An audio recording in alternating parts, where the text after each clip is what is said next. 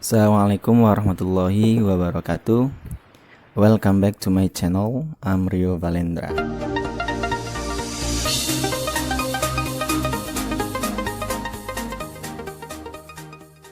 Baiklah teman-teman, selamat datang kembali di channel saya, I'm Rio Valendra. Nah teman-teman, sekarang kita akan membahas kembali hukum bacaan tajwid yang ada pada surah Al-Fatihah. Kalau di video sebelumnya kita membahas hukum bacaan tajwid di ayat pertama, kedua, ketiga, dan keempat. Bagi teman-teman yang ketinggalan pembahasan hukum tajwid pada ayat pertama sampai keempat, silakan cek notifikasi di atas. Nah, sekarang kita akan membahas hukum bacaan tajwid pada ayat ke-5, 6, dan ke-7. Nah, sebelum kita bahas, untuk mendukung channel ini lebih berkembang lagi, silakan dibantu like, lalu di komen, di share, dan di subscribe. Baiklah, kita langsung saja. Yuk, haji. A'udzu billahi minasy syaithanir rajim. Bismillahirrahmanirrahim. Iyyaka na'budu wa iyyaka nasta'in. Ihdinas siratal mustaqim. Siratal ladzina an'amta 'alaihim ghairil maghdubi 'alaihim waladdallin.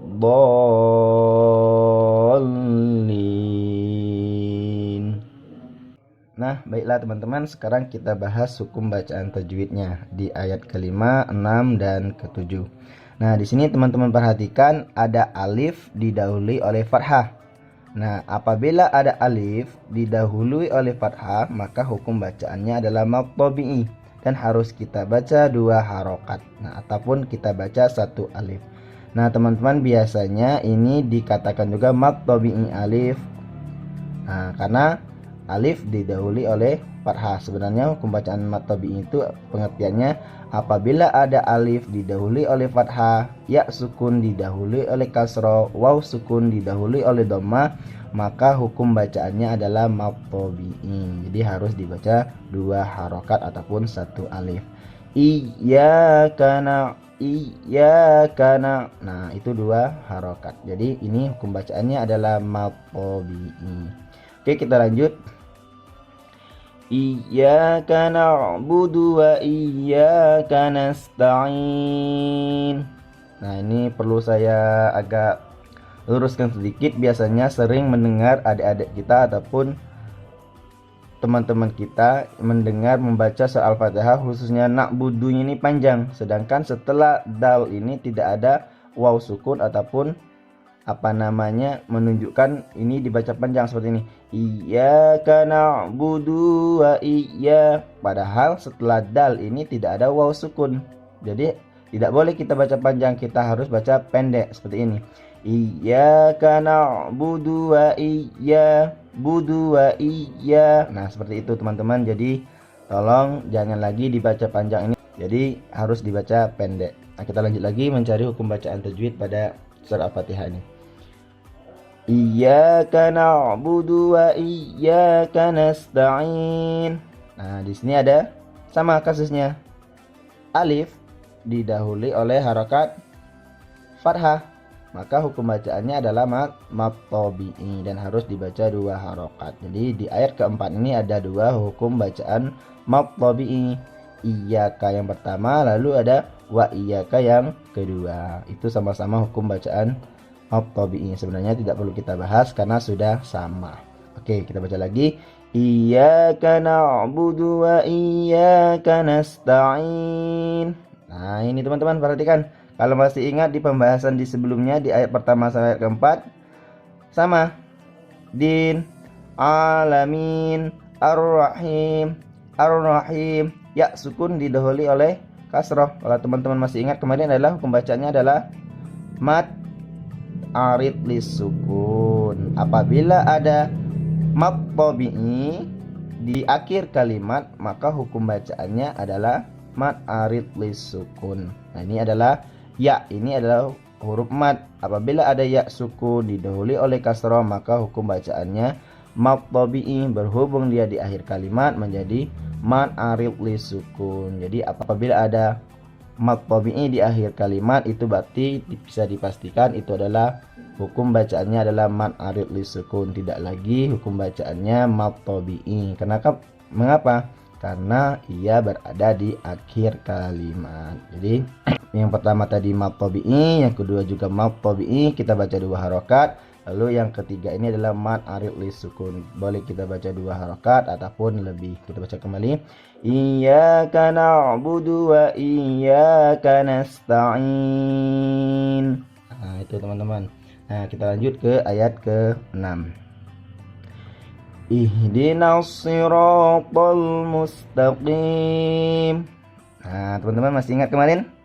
Apabila ada alif lam bertemu dengan huruf yang bertasdid, maka itu sudah pasti adalah alif lam syamsiyah. Maka alif lamnya kita hilangkan. Itu teman-teman. Jadi hukum bacaan yang pertama pada ayat ke-6 ini adalah alif lam syamsiyah. Kenapa dikatakan alif lam syamsiyah? Karena alif lamnya bertemu dengan huruf yang bertasdid. Kalau teman-teman yang baru menonton video ini, yang bertasdid itu adalah seperti W kecil ini, itu adalah tasdid namanya. Jadi hukum bacaannya adalah alif lam syamsiyah. Oke, kita lanjut.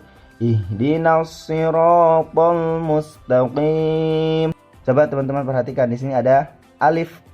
Nah, didahului oleh fathah, sama kasusnya di iyyaka.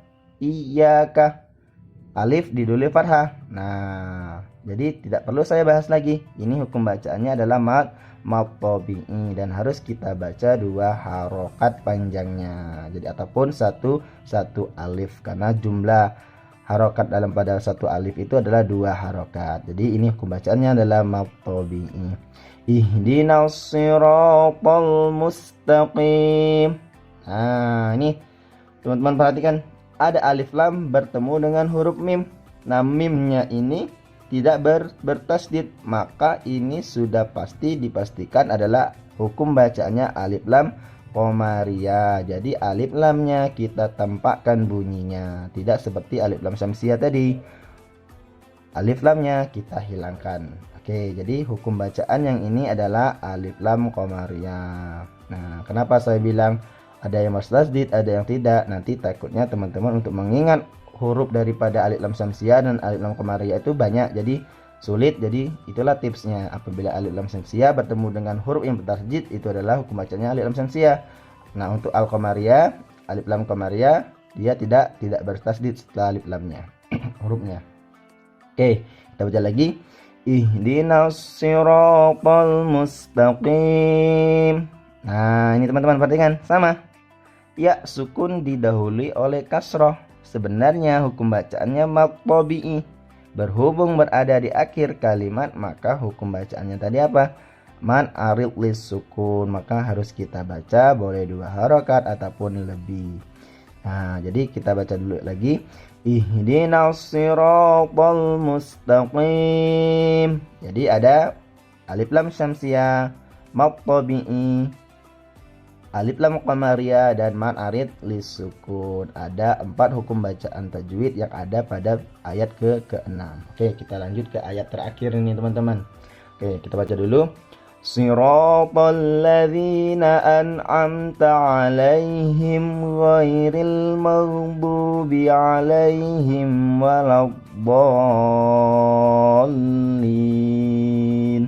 Nah, di sini ada alif didahului oleh fathah, sama di ayat ke-6 alif didahului fathah juga, jadi tidak perlu kita bahas lagi. Hukum bacaannya adalah mad tabi'i, dibaca 2 harokat. Oke, lanjutnya. Nah, ini teman-teman, ya sukun didahului oleh kasroh. Nah, ini berada di tengah-tengah kalimat, berarti ini hukum bacaannya adalah mad tabi'i, betul. Tidak lagi mad arid lis sukun karena dia tidak berada di akhir kalimat. Beda dengan yang di sini, di sini. Nah, itu adalah mad arid lis sukun. Sebenarnya mad tabi'i karena di akhir kalimat jadi mad arid lis sukun. Nah, untuk yang ini dia tidak berada di akhir kalimat, di tengah-tengah kalimat. Ya sukun didahului oleh kasroh, maka hukum bacaannya adalah mad tabi'i. Kalau Yang ya ini biasanya orang bilang mat tabi'i ya teman-teman, tapi kalau sudah tahu nggak usah lagi dibilang mat tabi'i ya, cukup aja mat tabi'i. Jadi hukum bacaannya mat tabi'i harus dibaca 2 harokat. Siratal ladzina, nah ini tadi alif, berarti mat tabi'i alif biasa orang bilang, tapi nggak usah lagi dibilang mat alif, mat tabi'i waw ataupun mat tabi'i ya, nggak perlu lagi kalau sudah tahu, cukup saja oh ini mat tabi'i ya. Oke lanjut. Siratal ladzina an'amta 'alaihim ghairil maghdubi 'alaihim waladdallin. Nah, ini teman-teman perhatikan. Ada nun sukun bertemu dengan ain. Nah, ini hukum bacaan nun, teman-teman. Hukum bacaan nun salah satunya adalah izhar halqi ataupun izhar wajib. Ini adalah hukum bacaannya adalah izhar. Nah, maka kita harus dibaca jelas, tidak boleh dibaca dengung kayak gini. Tidak boleh, karena ini hukum bacaannya izhar halqi, maka harus wajib kita jelas membacanya. Amta. Tidak boleh kita baca tidak boleh dengung, karena ini hukum bacaannya adalah izhar. Ini adalah apabila ada nun sukun atau tanwin bertemu dengan huruf izhar. Nah, ain ini salah satu daripada huruf izhar teman-teman. Maka hukum bacaannya adalah izhar halqi dan harus dibaca jelas. Kebetulan ini nun sukun bertemu ain, bukan tanwin ya teman-teman, karena kebetulan ini adalah nun sukun. Jadi nun sukun bertemu dengan ain, maka hukum bacaannya adalah izhar halqi ataupun izhar wajib, maka harus dibaca jelas. Oke, kita lanjut. Siratal ladzina an'amta 'alaihim. Tuh, situ dulu teman-teman. Nah, perhatikan ada mim sukun sama kasusnya di ayat kedua kemarin. Kalau masih ingat, mim sukun bertemu dengan dal. Nih, mim sukun bertemu dengan ta. Ta ini adalah sama salah satu daripada huruf izhar syafawi. Nah, selain mim dan ba itu adalah di huruf hijaiyah, itu adalah seluruhnya huruf izhar syafawi ya teman-teman. Nah, ta dan dal ini sama-sama huruf izhar syafawi, maka salah satu hukum bacaan mim itu adalah izhar syafawi, maka hukum bacaannya sama dengan nun ketemu ain tadi, sama-sama dibaca jelas. Nggak boleh kita baca nah, nggak boleh didengung, harus jelas karena hukum bacaannya adalah izhar syafawi. Kalau ini tadi, kalau di hukum bacaan nun dia izhar halqi, kalau dibaca di hukum bacaan mim sukun ini adalah izhar syafawi. Ingat teman-teman, jadi sama-sama dibaca jelas, namanya izhar itu dibaca jelas. Oke, kita baca lagi. Siratal ladzina an'amta 'alaihim. Nah, teman-teman, di sini sama kasusnya di maliki yaumiddin. Waw sukun didahului oleh fathah. Kemarin apa? Apabila ada waw sukun dan ya sukun didahului oleh harakat fathah, maka hukum bacaannya adalah mat layyin. Nah, jadi hukum bacaannya adalah mat layyin. Pengertian mat layyin tadi, ya sukun ataupun waw sukun didahului oleh harakat fathah atau baris atas, maka hukum bacaannya adalah mat layyin. Cara bacanya lunak saja. Seperti ini, alaihim. Nah, gitu teman-teman cara bacanya. Jadi kita ulangi lagi. Jadi hukum bacaan ini adalah mat layyin, sama di ayat ke-4. Nah, sama di ayat ke-4 itu teman-teman. Itu yang waw, contoh yang waw sukunnya, ini contoh yang ya sukunnya. Oke, kita lanjut lagi. Siratal ladzina an'amta 'alaihim ghairil maghdubi 'alaihim waladdallin. Oke, teman-teman, di sini ada mim sukun bertemu dengan huruf ghain. Nah, atau huruf gha ini, teman-teman. Nah, ini. Tadi apa? Selain mim dan ba, maka itu hukum bacaannya adalah izhar syafawi, karena huruf daripada izhar syafawi ini selain hurufnya mim dan ba pada huruf-huruf hijaiyah. Jadi mim sukun bertemu dengan huruf ghain ini hukum bacanya izhar syafawi, harus kita baca jelas. Sama dengan mim ketemu ta, mim ketemu dal, itu semuanya adalah izhar syafawi, maka harus kita baca jelas. Oke, Oke, kita lanjut. Kita baca mulai dari sini saja teman-teman. Terlalu panjang dari tadi. Dari awal ayat maksudnya. Ghairil maghdubi alaihim waladdallin. Nah, di sini ada ya sukun didahului oleh fathah, sama di sini di alaihim. Nah, tidak perlu saya bahas lagi. Jadi apa tadi teman-teman? Apabila ada ya sukun ataupun waw sukun didahului oleh harakat fathah, maka hukum bacaannya adalah mad layyin, dan kita baca lunak saja. Ghairil. Nah, kayak gitu ya teman-teman. Nah, sekarang selanjutnya. Nah, coba teman-teman perhatikan ayat selanjutnya. Alif lam bertemu dengan huruf mim. Nah, sama. Alif lam bertemu dengan huruf mim. Ini adalah tidak bertasydid hurufnya. Berarti ini adalah mat pula. Ini adalah alif lam qamariyah. Alif lamnya kita tampakkan ghairil maghdub. Nah, ghairil maghdub. Nah, kayak gitu teman-teman. Jadi ini adalah hukum bacaannya alif lam qamariyah. Oke, selanjutnya ghairil maghdubi alaihim. Nah, kita lihat. Nah, sekarang kita ketemu. Tadi apa mat tabi'i? Apabila ada alif didahului oleh fathah, ya sukun didahului oleh kasroh, dan waw sukun didahului oleh dhamma, maka hukum bacaannya adalah mat tabi'i. Nah, ini adalah mat tabi'i waw, ini adalah mat tabi'i ya, dan ini adalah mat tabi'i alif. Tapi kalau sudah tahu teman-teman, tidak usah lagi disebut mat tabi'i alif, mat tabi'i ya, mat tabi'i waw. Itu cukup saja kita bilangnya, kita sebut mat tabi'i. Yang terpenting cara bacanya adalah 2 harokat panjangnya. Maghdubi. Nah, kayak itu teman-teman. Jadi hukum bacaan yang ini adalah mat tabi'i juga. Oke, kita lanjut. Ghairil maghdubi alaihim waladdallin. Ini saya rasa tidak perlu dibahas lagi teman-teman. Sama. Jadi hukum bacaannya adalah mad layyin. Oke, mad layyin. Nah, sekarang kita lanjut. Oke. Ghairil maghdubi alaihim waladdallin. Nah, teman-teman, mim sukun kita bertemu lagi dengan mim sukun. Apabila ada mim sukun bertemu dengan waw. Nah, waw ini salah satu daripada huruf izhar syafawi teman-teman. Karena apa? Huruf izhar syafawi ini banyak selain mim dan ba. Jadi selain mim dan ba itu seluruhnya adalah hurufnya izhar syafawi. Waw ini adalah huruf izhar syafawi. Alaihim. Jadi harus kita baca jelas. Jadi hukum bacaannya adalah jelas. Ini ada hukum bacaan mim sukun teman-teman. Jadi apabila ada mim sukun bertemu dengan waw, maka hukum bacaannya adalah izhar syafawi. Kenapa?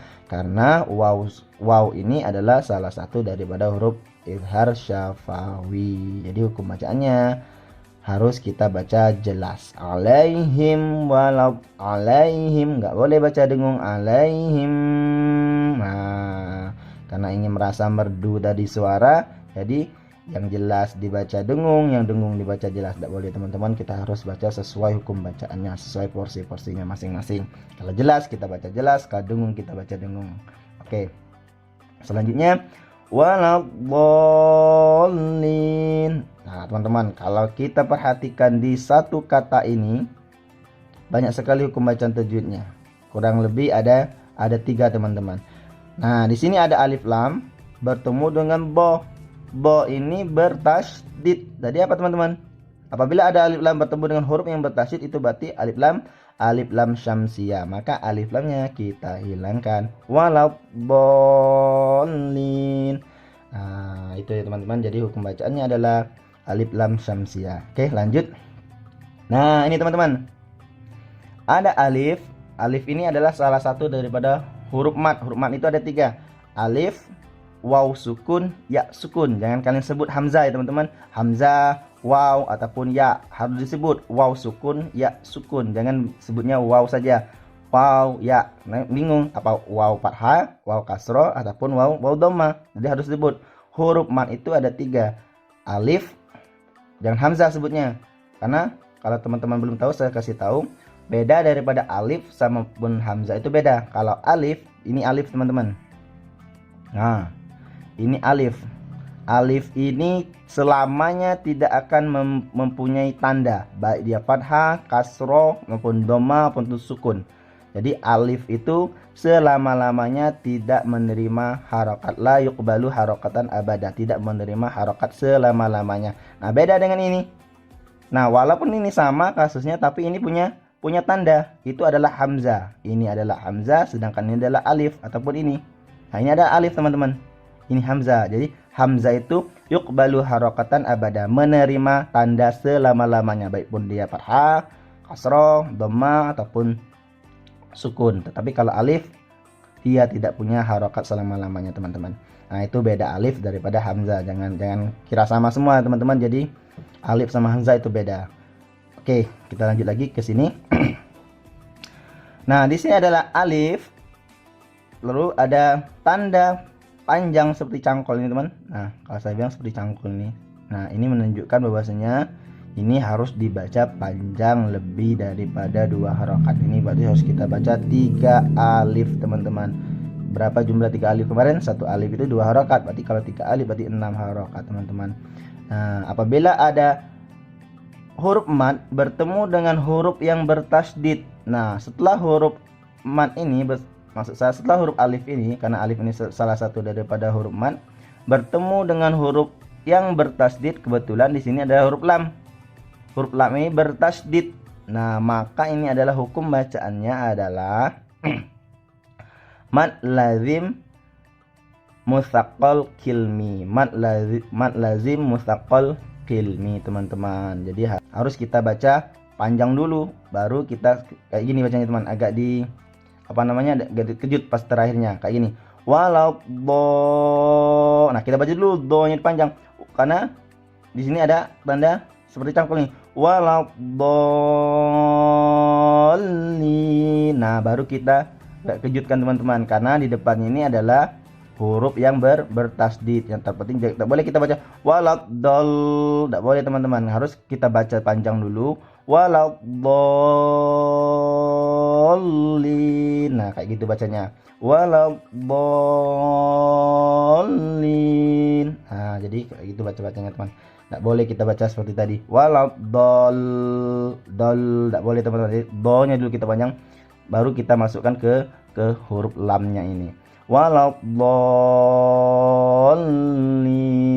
Nah, kayak gitu teman-teman cara bacanya. Jadi harus kita baca dulu 6 harokat, baru kita masukkan ke huruf lamnya ini.